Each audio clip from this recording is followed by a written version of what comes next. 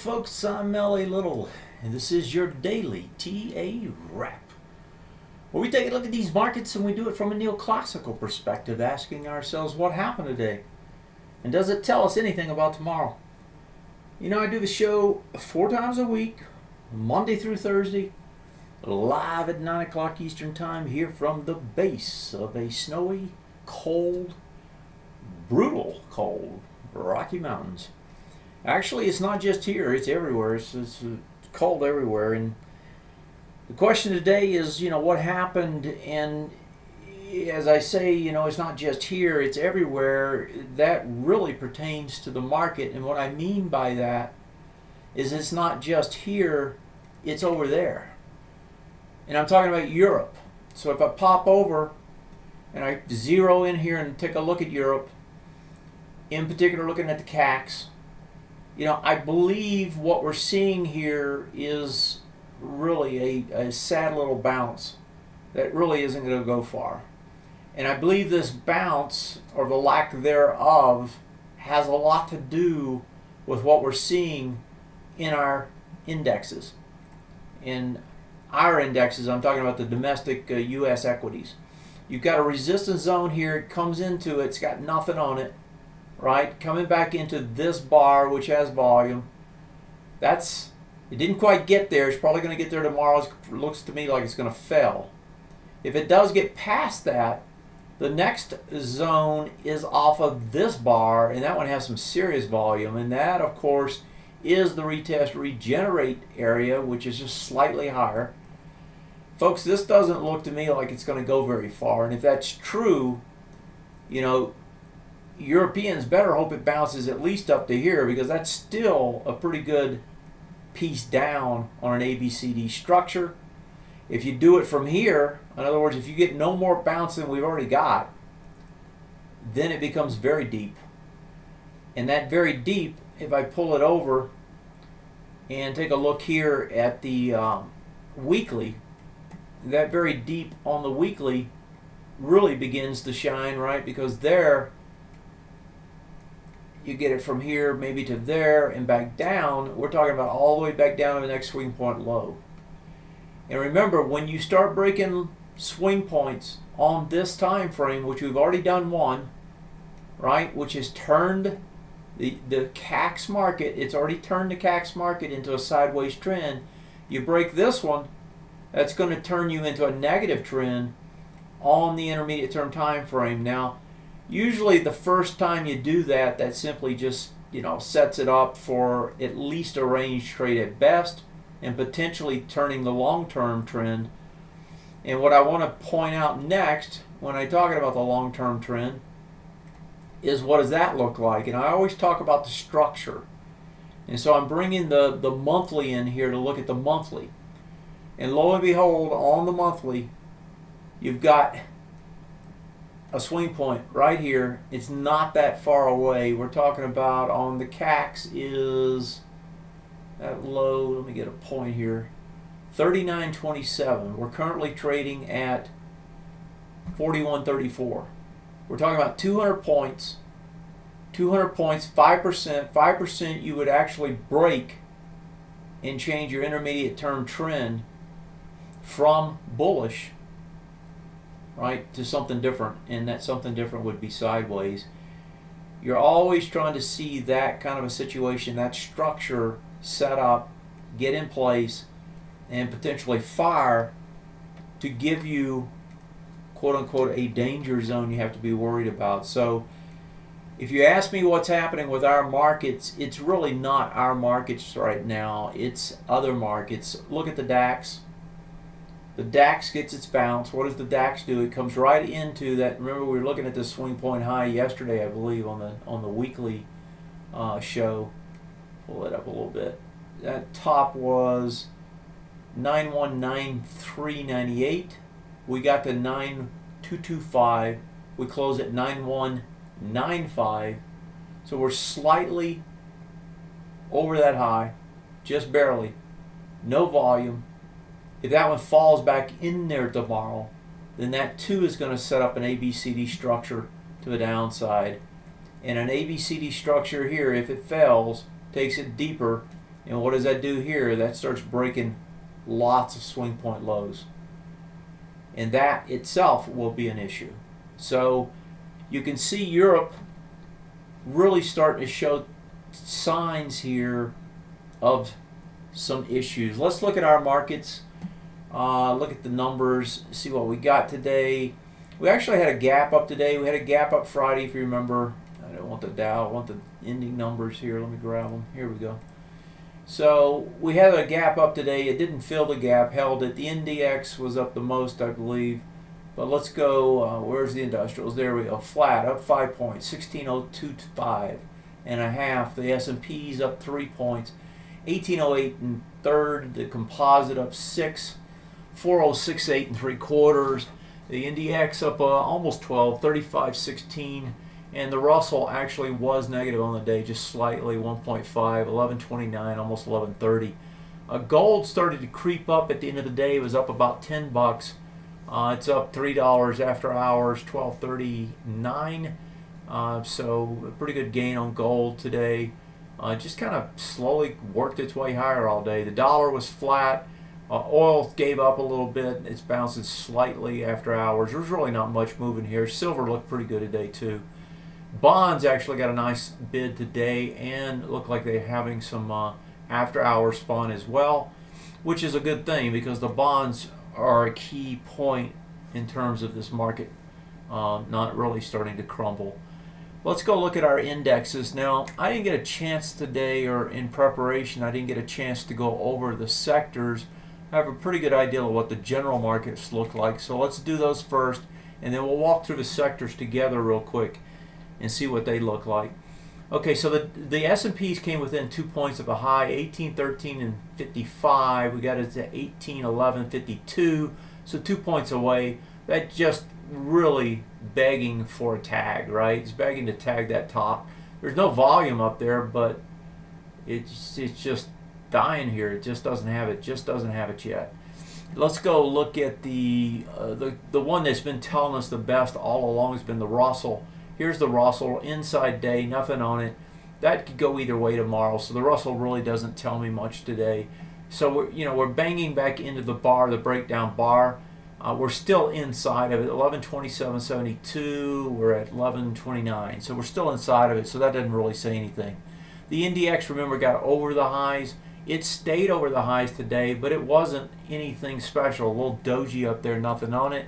The Dow Jones, if you remember, was the only one that broke down, went to a sideways trend, has a doji today as well. The one that was most interesting today of the domestic market indexes was the NASDAQ. The IXIC 4069.70 was the top. It hammered on it Friday, couldn't get over it and stay over it. Got to it, 49.86. It got to it, couldn't stay over it. Today gets over it, still can't stay over it. 40.68 again 40.69. There is no volume up there. That was that really was a half day, so if you double that, that's about 16. We did 17 today, so there's really not much going in terms of getting over it. It can't get over it and stay over it though. That's a failure at the highs is the way you have to read that. So to me, today, there really was the opportunity today to push this market higher, and they failed. They failed to do it, and in particular, the Russell could never get going today. Let's pop over and let's look at those sectors real quick. Remember, a lot of these sectors were starting to show ranges, so I want to see if any of these changed with today's trade. So the IYT we'll start with. A little bit of volume. Let me see. So it gets into the high. Okay, the prior high was 169.63, and we couldn't hold over it. So that's still a range trade. Semiconductors. I was looking for these to try to break away and push. Well, they did push, but they, another ugly close. Again, that's twice now. Even though they've gotten, they broke multiple swing points here. When you break multiple swing points, you can expect 2 to 3 bars, right, to the top side. And you got 3 breaks on the push, right? Now you get the push up. Expect 2 to 3 bars. You've already got bar the breakout. So you got bar 1. I would expect at least one more attempt to push up tomorrow.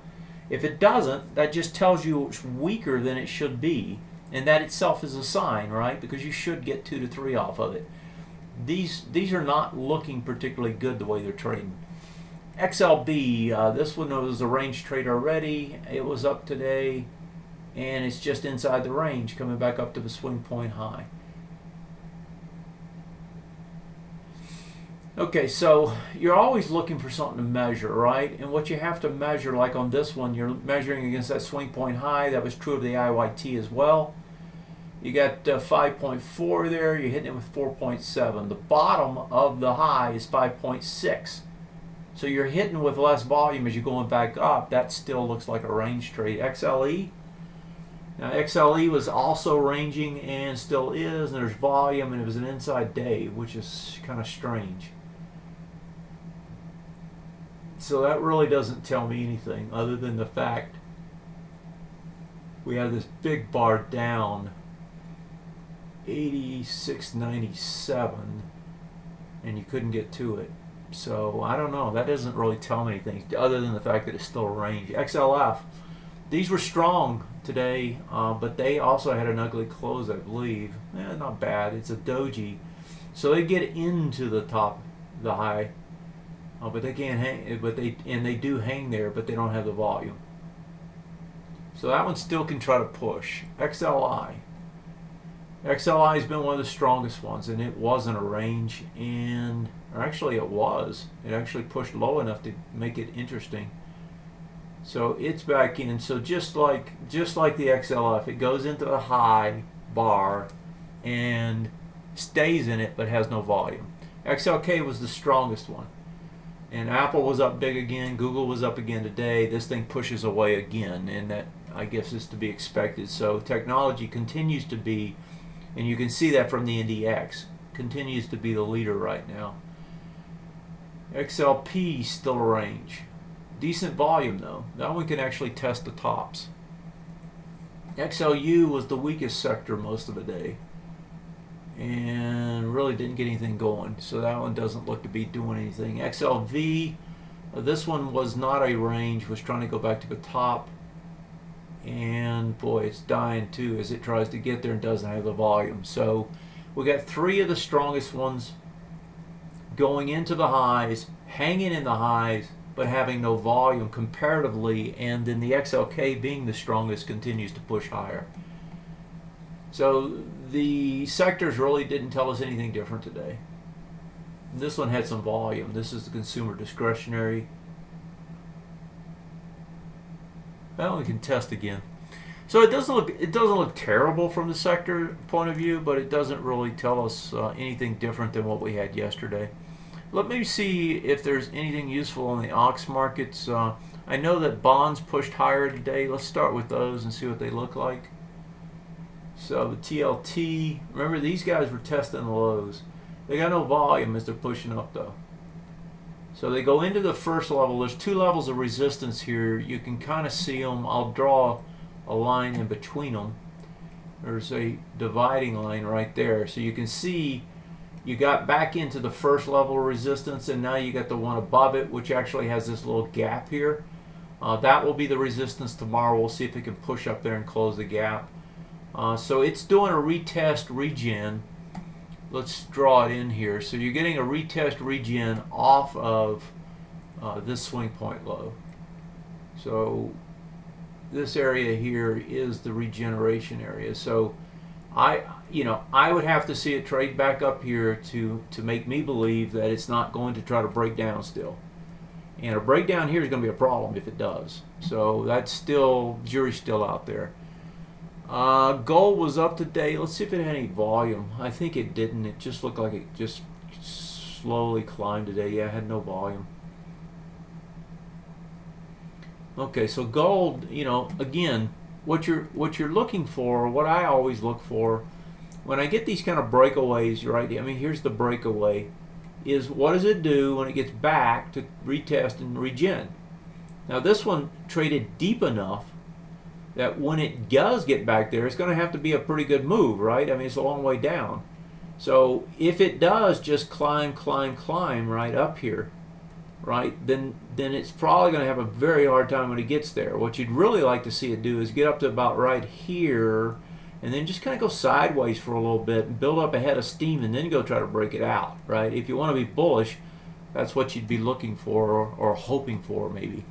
Silver looks stronger today. Remember, silver had already finished. We talked about it last night, and yeah, it does look a little bit better. But still, to get back up and retest is a long way. I haven't looked at copper in a long time. See what copper looks like. It's just still a big range trade. It's really nothing there. Euro. The euro popped up at the end of the day. I don't know what was driving it.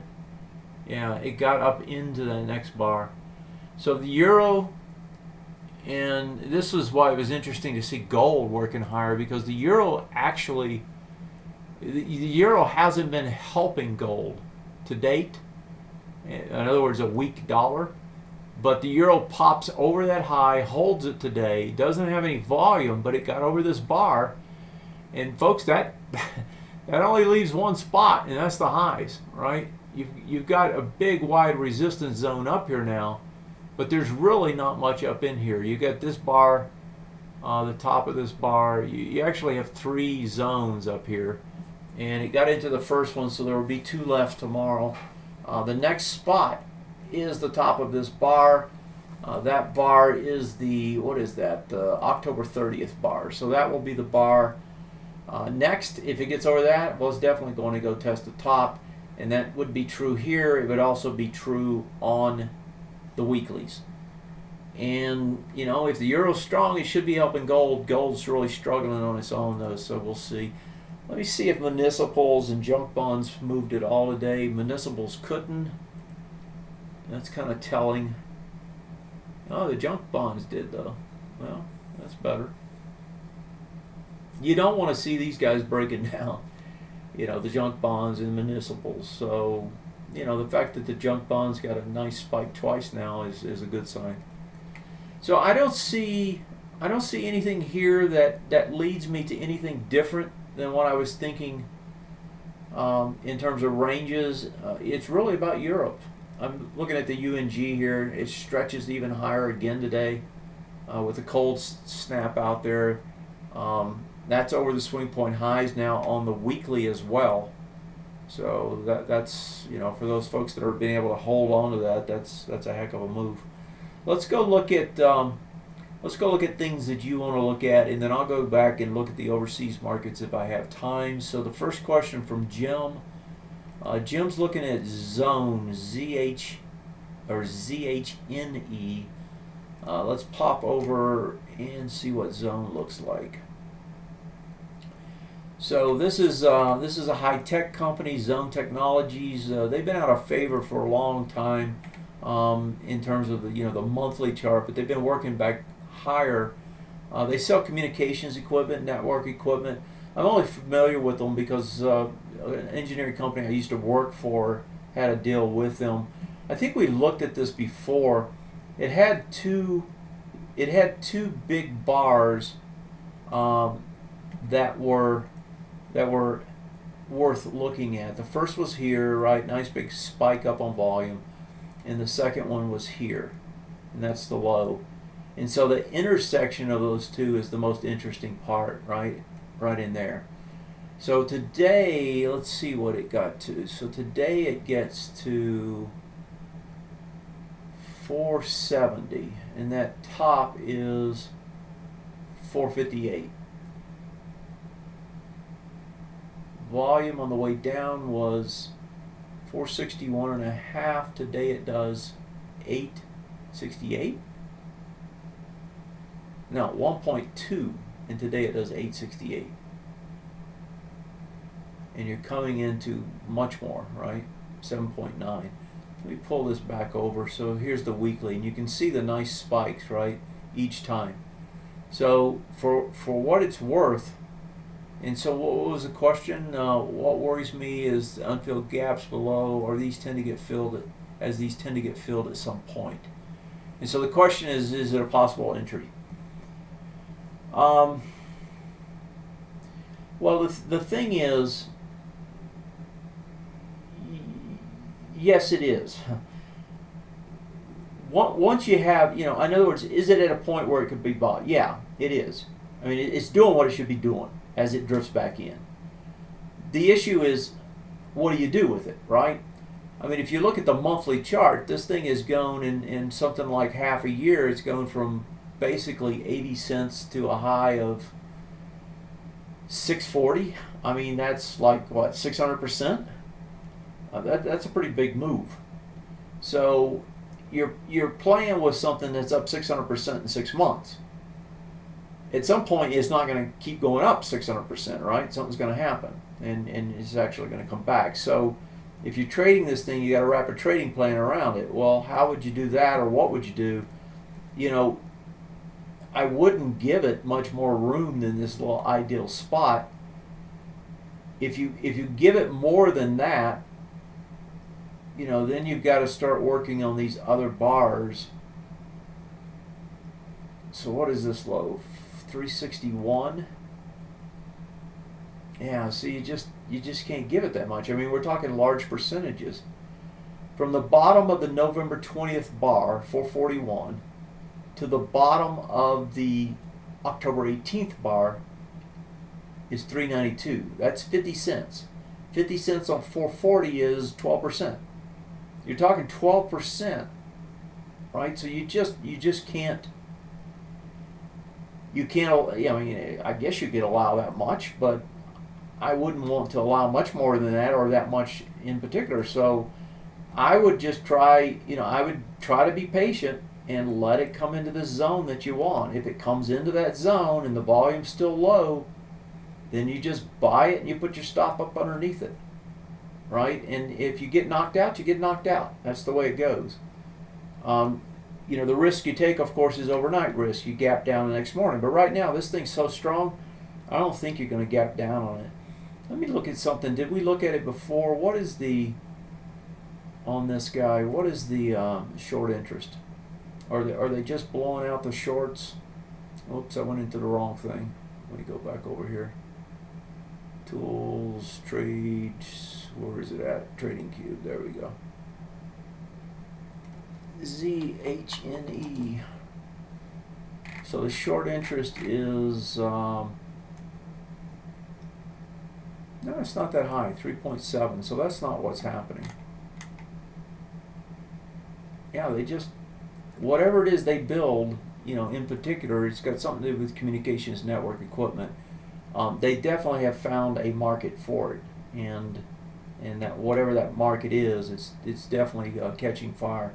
A little overbought here, but in terms of stretched MTTFs, but this could go farther. It's not over yet potentially. So I would just do what I just suggested. I just wouldn't give it a lot of room. I'd buy it. If I'd be patient, I'd make it trade to where I want it, and that's where I take my shot. What else? Nobody else? Okay, let me pop back over. I want to go look at the rest of the world markets. I want to see how they traded and what little time I have left here. So let me pop back in, zero in a little bit, and let's look at the rest of these. So let's start with Asia. Australia, that looked like it was going to try to bounce. No bounce. Deeper into this. Let me pull over and get the weekly too. So that 20-point low now is 51.18. We're trading at 51.37. That to me looks like it's going to test it, and that test is going to be a test on 2 time frames. Now it's already got a heck of a stretch, so I can't believe it's just going to break it and keep going. But folks, I've seen stranger things than that. So a break here is a break of this area, and that would be multiple time frames, which should lead to a faster move if it happens. Australia struggling, and that's interesting.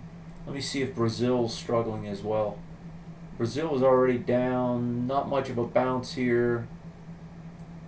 Brazil looks to try to test those lows as well. So if that's true, and I didn't mean to go here, let me go back. I want to go to Hong Kong. I want to see what Hong Kong looks like. So Hong Kong was holding the gaps, not the gap, the higher range. It gapped up and gave it all up. Right at the highs, failed. That looks to do more work. Back down to the other side. Let me see what Toronto did. So these are all suppliers to, the reason I look at them is they're all suppliers. Okay, so Toronto's coming back up. Remember we were talking about a retest regen. Toronto's coming up now to do the retest regen. It comes into that area today, right? So you can see it up in there today. That price point today was, the high was is 163.5. You got to 13,352, and that low it's testing can get to 13,394.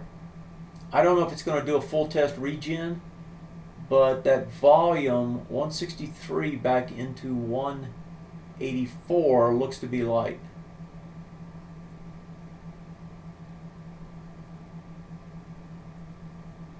Huh. Yeah, that looks like it's probably going to try again tomorrow, but probably fail.